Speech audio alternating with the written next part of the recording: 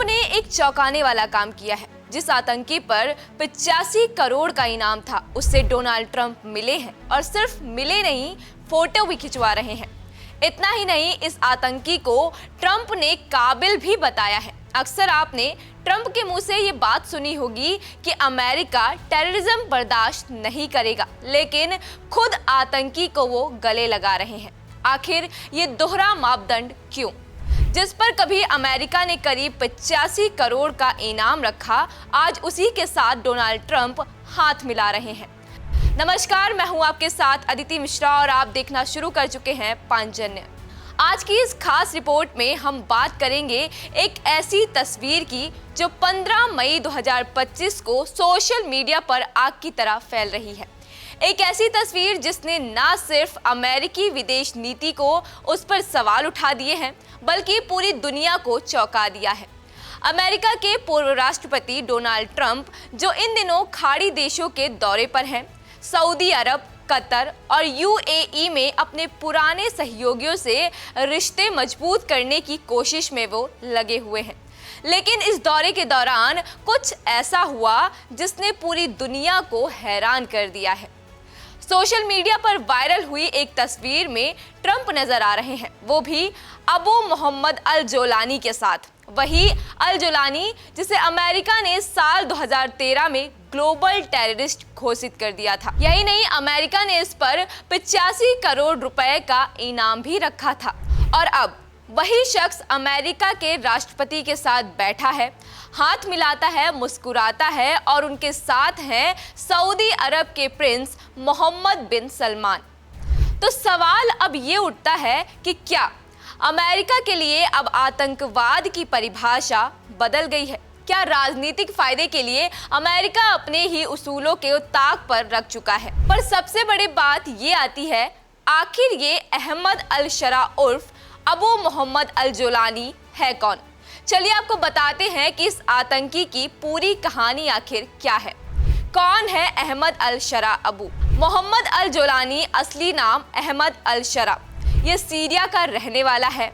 2003 में अमेरिका ने जब इराक पर हमला किया था तो अल जोलानी अल-कायदा से जुड़ गया था। उसने आतंकी ओसामा बिन लादेन के नेतृत्व में अमेरिका के खिलाफ इराक में जंग लड़ी थी। बाद में सीरिया लौटकर उसने नया संगठन बनाया जिसका नाम था हयात तहरीर अल शाम। इस संगठन को भी अमेरिका ने आतंकी संगठन घोषित किया था, जिसके बाद खुद अल जोलानी 2006 से 2011 तक अमेरिका की जेल में रहा था और आज वही शख्स सीरिया का नया राष्ट्रपति बन चुका है। अब सवाल ये है कि आतंकी रहा अबू मोहम्मद अल जोलानी और ट्रंप की मुलाकात से आखिर निकला क्या? आखिर क्या मिला? दरअसल अमेरिका मीडिया के मुताबिक ट्रंप ने जोलानी के सामने 3 शर्तें रखी।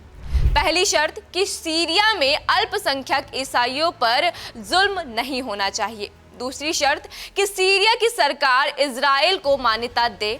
तीसरी शर्त कि सीरिया में शिया आतंकवादियों को शरण नहीं मिलनी चाहिए। और ये शर्तें पूरी करने के बदले में ट्रंप सरकार सीरिया से अपना प्रतिबंध हटाएगी।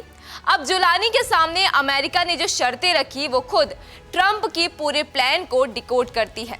आपको बता दें कि डोनाल्ड ट्रंप ने अपने बयान में जोलानी की तारीफ की और कहा कि हम सीरिया को एक बार फिर से दूसरा मौका देना चाहते हैं। और उसी बयान के 24 घंटे के भीतर ट्रंप मिलते हैं सीरिया के नए राष्ट्रपति अहमद अल शरा से। और जिस तरह ट्रंप ने जोलानी की तारीफ की है, वो बताता है कि ट्रंप अपने इस प्लान को लेकर काफी ज्यादा सीरियस हैं। अब सवाल ट्रंप की जोलानी से मुलाकात को भारत आखिर ये कैसे देखे? भारत लंबे समय से आतंकवाद के खिलाफ सख्त नीति अपनाता रहा है। ट्रंप की इस बैठक से ये संकेत मिल सकता है कि अमेरिका अब पूर्व जिहादी नेताओं के साथ भी संवाद के लिए तैयार है, जो भारत के लिए काफी ज्यादा चिंता का विषय हो सकता है। जोलानी ने इजराइल के साथ संबंध सामान्य करने की इच्छा जताई है, जो मध्य पूर्व की राजनीति में बड़ा बदलाव हो सकता है। भारत, जो इजराइल और अरब देशों के दोनों के साथ अच्छे संबंध रखता है, इस स्थिति पर करीबी नजर रखेगा।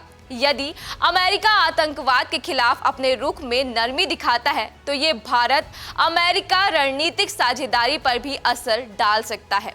भारत इस बैठक को पाकिस्तान के संदर्भ में भी देख सकता है, जहां आतंकवादियों को समर्थन देने के आरोप लग रहे हैं। यदि अमेरिका सीरिया के साथ संबंध सामान्य करता है तो पाकिस्तान भी ऐसे संबंधों की अपेक्षा कर सकता है जो भारत कतई बर्दाश्त नहीं करेगा।